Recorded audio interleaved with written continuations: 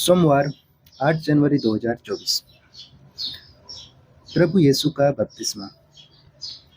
आज का पहला पाठ है नबी ईसायाह का ग्रंथ अध्याय 42 पद संख्या 1 से 4 और 6 से 7।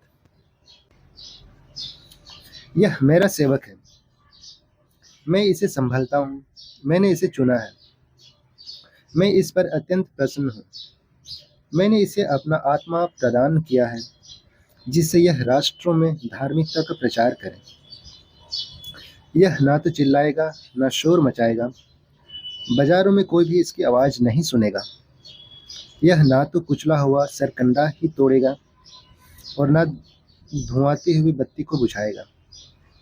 यह ईमानदारी से धार्मिकता का प्रचार करेगा। यह ना तो थकेगा और ना हिम्मत हारेगा, जब तक यह पृथ्वी पर धार्मिकता की स्थापना ना करे, क्योंकि समस्त द्वीप इसी शिक्षा की प्रतीक्षा करेंगे। मैं प्रभु ने तुमको न्याय के लिए बुलाया और तुम्हारा हाथ पकड़कर तुमको संभाला है।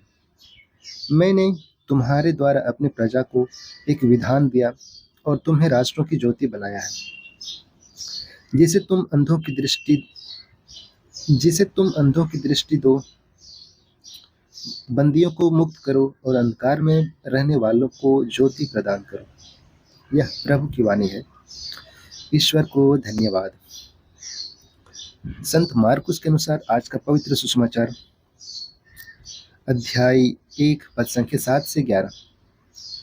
वह अपने उपदेश में कहा करता था, जो मेरे बाद आने वाला है वह मुझसे अधिक शक्तिशाली है। मैं तो झुककर उनके जूते का फीता खोलने योग्य भी नहीं हूँ। मैंने तुम लोगों को जल से बपतिस्मा दिया है, वह तुम्हें पवित्र आत्मा से बपतिस्मा देंगे। उन दिनों ईसा गलीलियों की नाजरत से आए। उन्होंने यरदन नदी में यूहन्ना से बपतिस्मा ग्रहण किया। वे पानी से निकल ही रहे थे कि उन्होंने स्वर्ग को खोलते और आत्मा को कपोत के रूप में अपने उत्तर आते देखा, और स्वर्ग से यह वाणी सुनाई दी, तू मेरा प्रिय पुत्र है, मैं तुझ पर अत्यंत प्रसन्न हूँ। यह हमारे प्रभु यीशु ख्रिस्त का सुसमाचार है। ख्रिस्त की जय। तो चलिए आज के प्रवचन पर हम नजर डालते हैं, और इसे फादर जीवन किशोर तिर्की के द्वारा दिया गया है। और वो कहते हैं, ख्रिस्त में प्यारे भाइयों बहनों, आज माता कलीसिया प्रभु के बपतिस्मा का त्यौहार मना रही है। आज के प्रथम पाठ में नबी ईसायाह प्रभु यीशु के बारे भविष्यवाणी करती है। बाइबल में नबी ईश्वर के प्रवक्ता थे। अतः ईश्वर नबियों के जरिए मनुष्यों तक अपना संदेश पहुंचाते थे। जब नबी यह कहते हैं, यह मेरा सेवक है, मैं इसे संभालता हूँ, मैंने इसे चुना है, मैं इस पर अत्यंत प्रसन्न हूँ, मैंने इसे अपना आत्मा प्रदान किया है, यह वचन स्वयं नबी का नहीं, अपितु यह वचन ईश्वर का है, जिसे आज के सुसमाचार में पुनः दोहराया जाता है। इस प्रकार नबी ईसायाह के जरिए ईश्वर ने जो यीशु के संबंध में कहा था पूर्ण होता है। यूहन्ना पाप क्षमा का उपदेश देकर लोगों को बपतिस्मा दे रहा था। यीशु ने कोई पाप नहीं किया, यीशु निष्पाप थे, अतः उन्हें बपतिस्मा लेने की आवश्यकता नहीं थी। फिर भी यीशु बपतिस्मा लेते हैं। क्यों?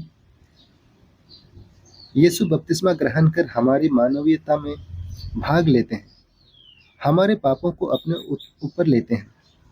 सुसमाचार के अन्य जगहों में हम यीशु को यह कहते हुए पाते हैं कि उन्हें एक और बपतिस्मा लेना है। वह बपतिस्मा उनका सूली पर मरना है। इस प्रकार यीशु हमारे पापों के लिए पश्चाताप करते हैं, हमारे पापों के लिए दुख सहते हैं, हमारे पापों के कारण उन्हें मृत्यु सहना पड़ता है। इस प्रकार वे हमें हमारे पापों से मुक्ति देते हैं। यीशु के बपतिस्मा के बाद स्वर्ग खुल गया और ईश्वर का आत्मा कपोत के रूप में उतरा और यीशु के ऊपर ठहर गया। यीशु ने पवित्र आत्मा को ग्रहण किया, उन पर पवित्र आत्मा की मोहर लग गई। कैलिफोर्निया पुलिस एवं अदालत ने किशोरों में एक ऐसी गोदन यानी कि टैटू पाई है, जो कि कॉस्मेटिक सजावट से बढ़कर है। कुछ वर्ष पहले किशोर अपराध न्यायालय के एक न्यायाधीश ने कैलिफोर्निया में यह पाया कि किशोरों की बहुत बड़ी संख्या जो उनके समक्ष पेश की जा रही थी, उनके हाथों, उंगलियों एवं चेहरों में गोदन यानी कि टैटू थी। उन्हें बाद में पता चला कि यह गोदन उनके किसी विशेष गिरोह में होने की पहचान थी, जो कि अधिकतम किसी ड्रग के उपभोग करता थे। ऐसे बहुत से टैटू युवाओं द्वारा ही की गई थी, जो कि इसके सदस्य होने को बेकरार थे। न्यायाधीश ने बाद में यह पता भी किया कि जिन किशोरों में यह टैटू प्रत्यक्ष थे, वे वास्तव में नौकरी से निकाले गए थे, क्योंकि संभावित नियोक्ता टैटू को अपराध एवं अक्षमता समझते थे और इन्हें नौकरी देने से इनकार कर देते थे। न्यायाधीश ने लॉस एंजल्स प्रदेश में चिकित्सा संघ के सदस्यों से पूछा, यदि कोई प्लास्टिक सर्जन बिना पैसा लिए बाल अपराधियों के टैटू को मिटा सकता है। डॉक्टर कार्ल स्टेन, एक लॉस एंजल्स के बहुत मशहूर प्लास्टिक सर्जन, स्वेच्छा से आगे आए। 1981 ईस्वी में उन्होंने सैकड़ों युवा रोगियों के टैटू कौशल्य चिकित्सा द्वारा उच्छेदन कर, रगड़कर, लेजर से और लगभग सभी जाने गए तरीकों से मिटाया गया। हमारी बपतिस्मा एक टैटू है, गोदन है, यानी कि टैटू है। पवित्र आत्मा द्वारा अमिट रूप से मुद्रित किया गया है, जो हमारे यीशु के शिष्य होने की पहचान है। कोई भी सर्जन इससे नहीं मिटा सकता और ना ही हट सकता है।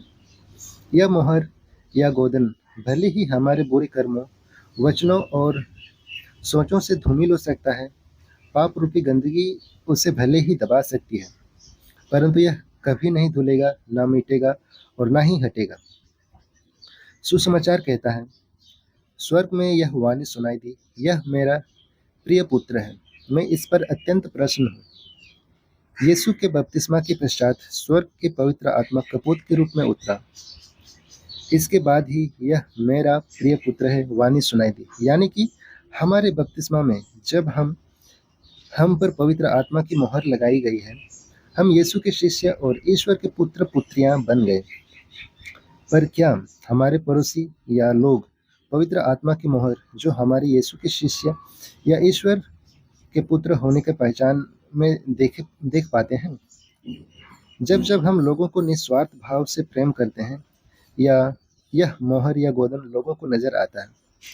जब लोग हमें दुख पहुंचाते हैं और हम बदला लेने के बजाय क्षमा करते हैं, तो पवित्र आत्मा की मोहर को लोग महसूस करते हैं। जब हम अपने अत्याचारियों व दुश्मनों के लिए प्रार्थना करते हैं, हमारे दुश्मन व अत्याचारी हम पर पवित्र आत्मा की मोहर देख सकते हैं। जब हम भूखों को खिलाते, प्यासों को पिलाते, नंगों को कपड़ा पहनाते और बंदियों से मिलने जाते हैं, तो ये लोग हम पर पवित्र आत्मा की मोहर को देख सकते हैं। जब हम दीन दुखियों की सेवा करते हैं, तब दीन दुखी हम पर लगी पवित्र आत्मा की मोहर का एहसास कर सकते हैं। जब हम अपने पड़ोसी को अपने समान प्यार करते हैं, तो हमारे पड़ोसी हम पर लगी पवित्र आत्मा की मोहर को देख सकते हैं। जब हम यीशु के शिष्य व ईश्वर के पुत्र पुत्री की भांति जीवन जीते हैं, तो लोग हम पर पवित्र आत्मा की मोहर को देख सकते हैं। संक्षिप्त में, जब हम ईश्वर की इच्छा व योजना या ईश्वर के वचन के अनुसार जीवन जीते हैं, तो लोग हम पर लगे पवित्र आत्मा की मोहर को देख सकते हैं। तो ख्रिस्त में मेरे प्यारे भाइयों और बहनों, आइए आज हम प्रभु यीशु के बपतिस्मा का त्योहार मना रहे हैं, तो हम ईश्वर की इस कृपा के लिए प्रार्थना करें कि हम ऐसा जीवन जिएं ताकि हमारे अड़ोस पड़ोस के लोग, समाज व संसार हम पर लगी पवित्र आत्मा की मोहर को देख सकें और इसे महसूस कर सकें।